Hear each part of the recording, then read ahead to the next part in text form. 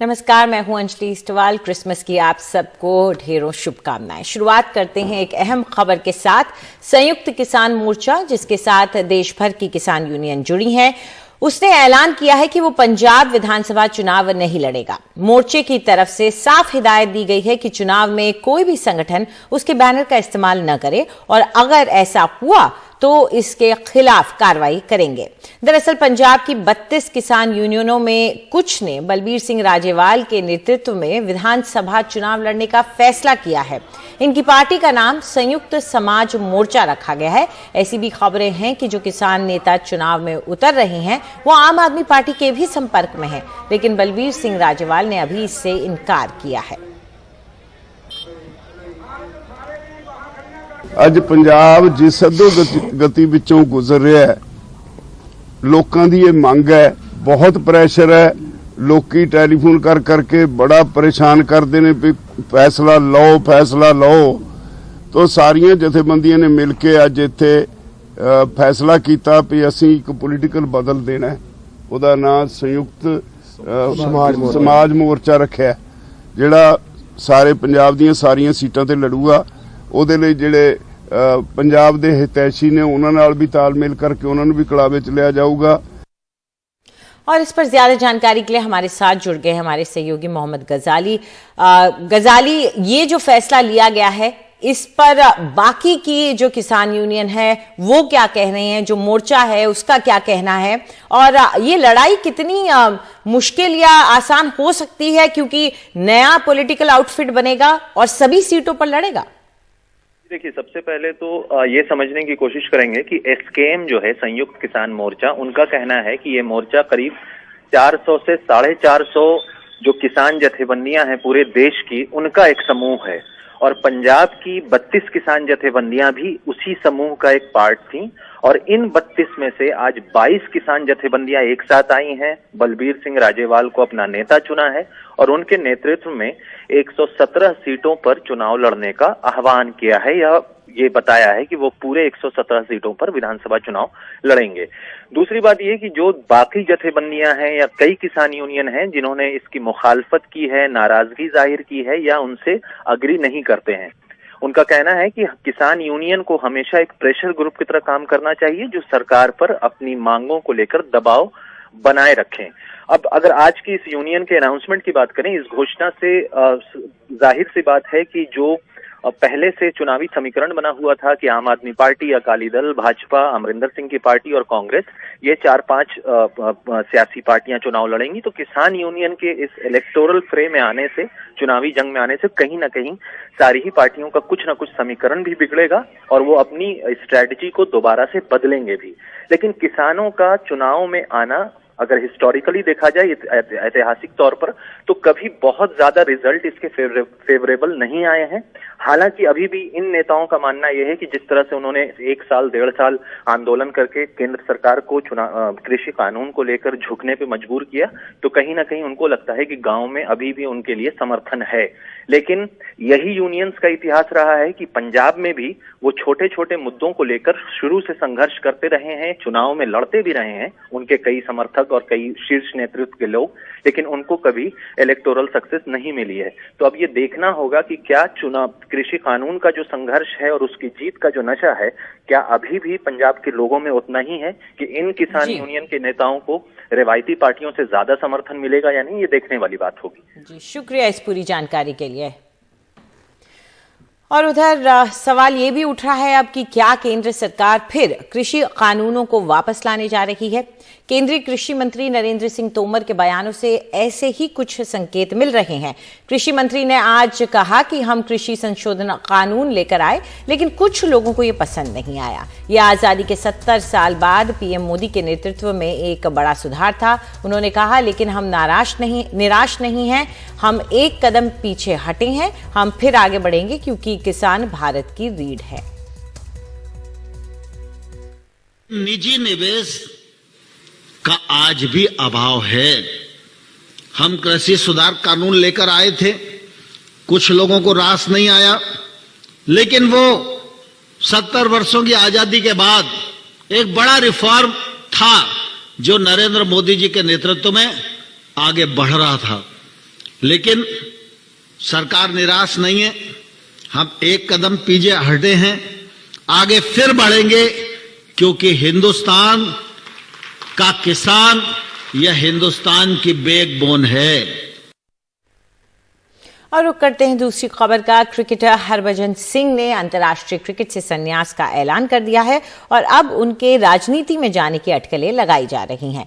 आज उन्होंने कहा कि कई पार्टियों से ऑफर भी है, वो सोच समझकर फैसला लेंगे। साथ ही उन्होंने कहा कि चाहे राजनीति हो या कोई दूसरा रास्ता, मेरा मकसद पंजाब की सेवा करना है। कल संन्यास के ऐलान से कुछ दिन पहले ही हरभजन ने नवजोत सिंह सिद्धू से भी मुलाकात की थी। सिद्धू से मुलाकात की फोटो जो है वो ट्वीट कर कहा था कि ये तस्वीर संभावनाओं से भरी हुई है। नहीं, मैं ਉਹਨਾਂ ਨਾਲ ਕੈਜੂਅਲ ਇੱਕ ਮੀਟਿੰਗ ਸੀ। ਮੈਂ ਚੰਡੀਗੜ੍ਹ ਸੀ, ਉਹ ਵੀ ਚੰਡੀਗੜ੍ਹ ਸੀ। ਮੈਂ ਉਹਨਾਂ ਨੂੰ ਬਤੌਰ ਕ੍ਰਿਕਟਰ ਮਿਲਿਆ ਸੀ। ਓਬਵੀਅਸਲੀ ਮੇਰੇ ਹੋਰ ਵੀ ਬੜੇ ਜਾਣਕਾਰ ਆ, ਚਾਹੇ ਉਹ ਬੀਜੇਪੀ ਪਾਰਟੀ ਹੋਵੇ ਜਾਂ ਫਿਰ ਕਾਂਗਰਸ ਪਾਰਟੀ ਹੋਵੇ, ਆਪ ਹੋਵੇ, ਸਾਰੀ ਪਾਰਟੀਆਂ ਦੇ ਜਿਹੜੇ ਲੋਕ ਹੈ ਮੇਰੇ ਜਾਣਕਾਰ ਹੈਗੇ ਆ। ਬਟ ਅੱਜਕੱਲ ਕਿਉਂਕਿ ਚੁਣਾਵ ਦਾ ਸਮੇਂ ਹੈ, ਜਿਹਦੇ ਨਾਲ ਫੋਟੋ ਖਿੱਚੀ ਜਾਏਗੀ, ਲੱਗੇਗਾ ਕਿ ਮੈਂ ਉਸ ਪਾਸੇ ਜਾ ਰਿਹਾ। ਜਦੋਂ ਸਮਾਂ ਆਏਗਾ ਜ਼ਰੂਰ ਮੈਂ ਖੁਦ ਰਿਵੀਲ ਕਰਾਂਗਾ ਕਿ ਮੈਂ ਅੱਗੇ ਮੇਰੇ ਫਿਊਚਰ ਪਲਾਨਸ ਕੀ ਹੈ। ਮੈਂ ਅਗਰ ਕਿਸੇ ਪੋਲੀਟੀਕਲ ਪਾਰਟੀ ਦੇ ਨਾਲ ਜਾਵਾਂਗਾ, ਨਹੀਂ ਜਾਵਾਂਗਾ, ਜਿਵੇਂ ਵੀ ਹੋਏਗਾ ਮੈਂ ਤੁਹਾਨੂੰ ਜ਼ਰੂਰ ਸਾਰਿਆਂ ਨੂੰ ਇਤਲਾਹ ਕਰਾਂਗਾ। और अब बात करते हैं चुनावी तैयारी की। गाजियाबाद में यूपी के मुख्यमंत्री आदित्यनाथ आज रोड शो में शामिल हो रहे हैं और सियासी तौर पर ये क्यों अहम है, ये रोड शो बता रहे हैं हमारे सहयोगी रवीश रंजन शुक्ला। गाजियाबाद में जन विश्वास यात्रा की शुरुआत कुछ ही देर के बाद में उत्तर प्रदेश के जो मुख्यमंत्री हैं योगी आदित्यनाथ वो करेंगे।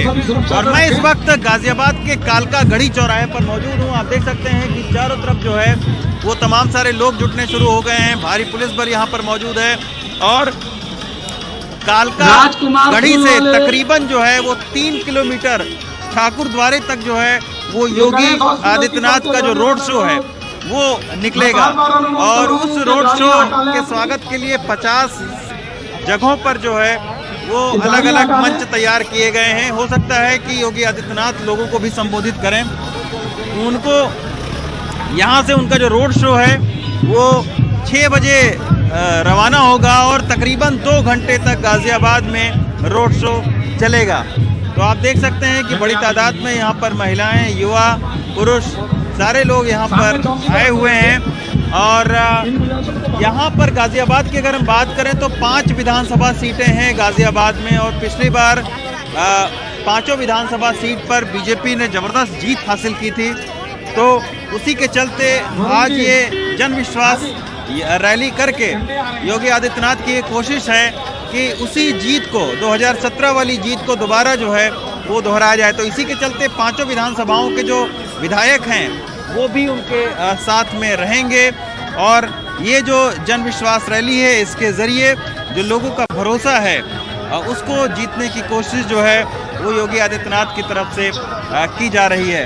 अब चुनाव चूँकि सर पर है, 1 महीने के बाद में चुनाव है, तो उसी के चलते इस जन विश्वास रैली को काफ़ी महत्वपूर्ण सियासी तौर पर माना जा रहा है। गाजियाबाद के कालका गढ़ी से कैमरा पर्सन पवन तिवारी के साथ रवीश रंजन शुक्ला, इंडिया।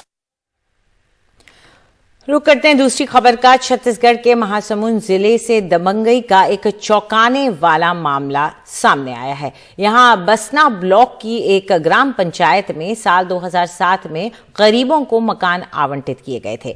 अटल आवास योजना के तहत मिले घरों में सालों से लोग रह भी रहे थे, लेकिन 1 साल पहले कोरोना की पाबंदियों के बीच गरीबों को उनके घरों से निकालकर यहां बुलडोजर चलवा दिया गया। हैरानी की बात यह है कि दबंगों ने लोगों के मकान तोड़ दिए, उन्हें बेघर कर दिया और सरकारी मशीनरी सोती रही। 1 साल के बाद यह मामला सामने आया है तो प्रशासनिक अधिकारियों में हड़कंप मचा हुआ है। काबर छोड़ दे बोला आप घर वाला मन कहीं टूटा से फूटा थे निकल जाओ। कुछ में कहीं हो कल तुम्हारी जिम्मेदारी नहीं लन कहीं तो वहाँ ले निकल गए बेटा। कौन निकाल दी से? अरे सरपंच गांव वाला सब निकाली बेटा। अब 5 सरपंच लोग सभी बोले हैं कि मकान टूट रहे हैं खाली करो, बोले तो आप खाली कर दें। तो क्या जबरदस्ती खाली करा दिए? अब 5 सरपंच लोग बोले तो जबरदस्ती चाहिए, गांव वाले बोले और सभी बोले तो आप खाली करना पड़ा। खाली करने का? लॉकडाउन के टाइम में पंच सरपंच लोग आया और बोला कि यहाँ पर आप लोग अवैध तरीका से हो कब्जा कर रहे हो, यहाँ पर मकान को खाली करो और यहाँ गिर जा रहा है मकान। जबकि हम लोग जहाँ रहते थे वो गिरता उड़ता कुछ नहीं था, मतलब एकदम परफेक्ट था। तो जबरदस्ती खाली करवा दिया वहाँ पर। सारे भवन पे सर जेसीबी चलवा दिया गया। बाद में जो है सरपंच एवं उनके चहेते पंचों द्वारा वहाँ के ईंट छड़ सीमेंट सबसे अपना घर बना लिया गया और लाखों के संख्या में ईंट थे और हजारों कुंटल छड़ थे सर, उसको सरपंच पति एवं उसके चहेतों पंचों द्वारा बेच दिया गया। पूरा हमको अलॉट नहीं हुआ था, लेकिन उस मकान में कोई न कोई परिवार रहता था। अच्छा। और आज उस परिवार वहाँ नहीं है, वो साफ हो गया है, उसको तोड़ फोड़ दिया है। कौन तोड़ दिया? अब ये ग्राम पंचायत के सरपंच ग्राम मशीन मिले तोड़ दिया। जबरदस्ती तोड़ दिया। कोई आर्डर था क्या तोड़ने का? नहीं, हमारे पास तो कोई आदेश आया नहीं। और अभी कुछ दिन शिकायत मुझे प्राप्त हुई है कि यहाँ पे मकान तोड़ के गायब कर दिया गया है, हटा दिया गया है। तो मैं निरीक्षण किया, निरीक्षण करने पे पता चला कि 3-4 मकान मौजूद है, 4-5 मकान, बाकी वहाँ पे जो मलबा मटेरियल है वो भी उपस्थित नहीं है। तो हमने अभी पुलिस थाना बसना में शिकायत की है सर अभी। और इस पूरे मामले की ज्यादा जानकारी दे रहे हैं हमारे सहयोगी अनुराग द्वारी। अनुराग, प्रशासन क्या कह रहा है आखिर इस पूरे मुद्दे पर? शासन इस मामले में अब ये कहा है कि जो भी जांच है इस मामले में अब वो की जाएगी, लेकिन 1 साल तक लगभग 54 लोगों को घर से निकाल दिया गया, उनके घर की तोड़फोड़ की गई और बावजूद इसके 1 साल तक कोई मामला दर्ज नहीं हुआ। और ये विडंबना देखिए कि जिस दिन पूर्व प्रधानमंत्री अटल बिहारी वाजपेयी जी की जयंती है, उसी दिन ये अटल निवास छत्तीसगढ़ के महासमुंद जिले में इन लोगों का जो है अब इस पर मामला दर्ज हुआ है, जबकि 1 साल पहले ये तोड़ा गया था। अंजलि जी, शुक्रिया इस पूरी जानकारी के लिए। अनुराग द्वारी हमारे सहयोगी बता रहे थे कि अब 1 साल के बाद प्रशासन इस पूरे मामले पर जागा है और ये लोग बीच महामारी के बेघर कर दिए गए थे। और फिलहाल एक छोटा सा ब्रेक के बाद एनडीटीवी इंडिया पर खबरों का सिलसिला जारी है।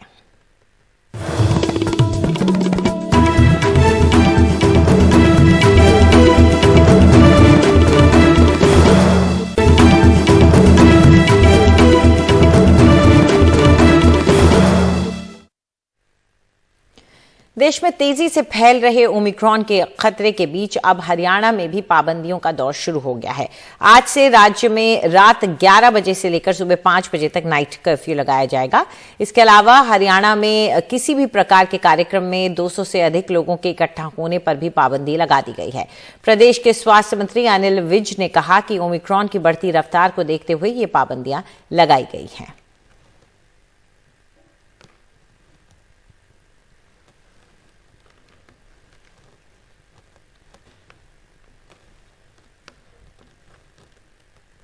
बड़ी तेजी से ओमिक्रॉन सारे देशों में फैलता जा रहा है, हमारे देश में भी केस बढ़ रहे हैं, तो इसको बचाव के लिए समय रहते कदम उठाना बहुत आवश्यक है।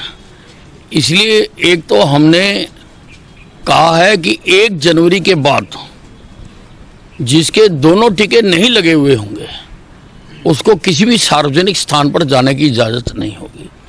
एक हमने नाइट कर्फ्यू लगाया, रात 11 बजे से लेकर सुबह 5 बजे तक का नाइट कर्फ्यू है, और किसी भी गैदरिंग में 200 से ज़्यादा लोगों के एकत्रित होने पर पाबंदी होगी।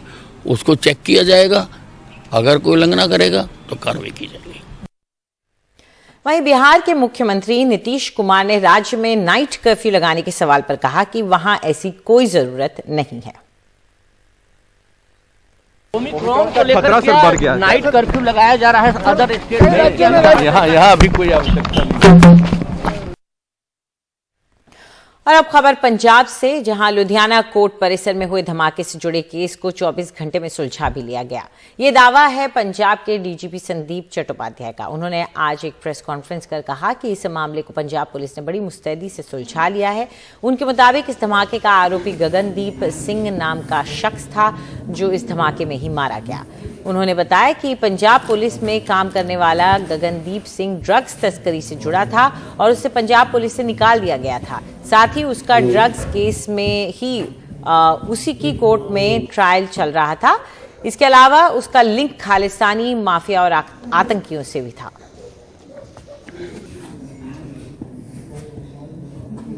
Within 24 hours, we could trace the main accused. He turned out to be a dismissed head constable of Punjab Police who had been arrested by the STF for carrying narcotic drugs. ਇਹਦੇ trial चल रहे ਸੀ बल्कि 24 तरीक trial ਸੀ ਤੇ ਅਗਲਾ ਤਰੀਕ 3/2/2022 ਸੀ ਫਰਵਰੀ 'ਚ। ਇਹਨਾਂ ਦੇ ਲਿੰਕਸ ਜੇਲ੍ਹ ਦੇ ਵਿੱਚ ਪੰਜਾਬ 'ਚ and from abroad with Khalistani elements, with terror outfits, with mafia outfits, as well as narcotic smugglers, ये उभर के आया सामने। और अब खबर उत्तर प्रदेश से। कानपुर में कारोबारी पीयूष जैन के ठिकानों से अब तक 177 करोड़ रुपए बरामद किए गए हैं। कानपुर में उनके ठिकानों पर छापे खत्म हो गए हैं, लेकिन उन्नाव में अभी भी छापे जारी हैं। उन्नाव में जीएसटी के अधिकारी अभी भी मौजूद हैं। पीयूष जैन के ठिकानों पर नोट गिनने के लिए 14 मशीनें लगाई गई थीं। पीयूष जैन उत्तर प्रदेश के बड़े इत्र कारोबारी हैं। जीएसटी निदेशालय ने जीएसटी चोरी की सूचना के बाद कार्रवाई की थी।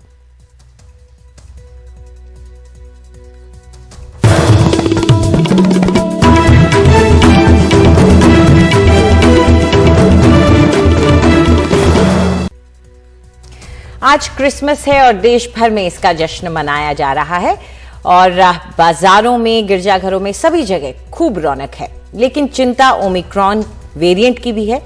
बेंगलुरु में कैसी स्थिति है, वहां क्या हो रहा है, इसकी ज्यादा जानकारी दे रहे हैं हमारे सहयोगी निहाल किदवई।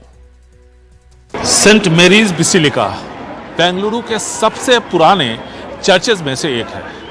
क्रिसमस के मौके पर देखिए बड़ी संख्या में डिवोटीज यहाँ पर आ रहे हैं और यहाँ जो मासेस होते हैं वो कई भाषाओं में होते हैं, जैसे कन्नड़ा में, अंग्रेज़ी में, साथ ही साथ तमिल में भी, क्योंकि इन सभी भाषाओं के बोलने वाले यहाँ पर बड़ी संख्या में हैं। लेकिन जो एक अच्छी बात देखने को मिली यहाँ पर वो ये कि जब मासेस रात में हो रहे थे तकरीबन सभी चर्चेज में पूरे राज्य में, तो लोगों ने बहुत हद तक अपने आप को नियंत्रण में रखा कोविड को देखते हुए। जो तस्वीरें हैं उसके हिसाब से जितने भी चर्चेस थे उसमें बहुत ही अच्छी व्यवस्था की गई थी ताकि भीड़ भाड़ न हो, सोशल डिस्टेंसिंग का पालन हो और लोग दूसरे जो कोविड के जो प्रोटोकॉल हैं उसका पालन करें। क्योंकि इस बार बहुत ज़्यादा रिस्ट्रिक्शंस यहाँ पर बेंगलुरु में या कर्नाटक में इस बार क्रिसमस के मौके पर देखने को नहीं मिला, क्योंकि जो पॉजिटिविटी रेट है वो 0.5 से भी कम है। लेकिन साथ ही साथ सरकार ने ये ज़रूर बताया था सब लोगों को कि जहाँ तक हो सके वो ये सुनिश्चित करें कि भीड़ भाड़ न लगाएं, धार्मिक स्थानों पर एक जगह पर इकट्ठा न करें, इकट्ठा ना हो, सेलिब्रेशन ना हो, और इस बात को सुनिश्चित करें कि किसी की भी वजह से कोविड का संक्रमण न बढ़े। चर्चेस की तरफ से भी इसका काफ़ी ख्याल रखा गया और लोगों ने भी बहुत हद तक इसका पालन किया। बेंगलुरु से कैमरामैन गोविंद मूर्ति के साथ निहाल किदवई, एनडीटीवी इंडिया।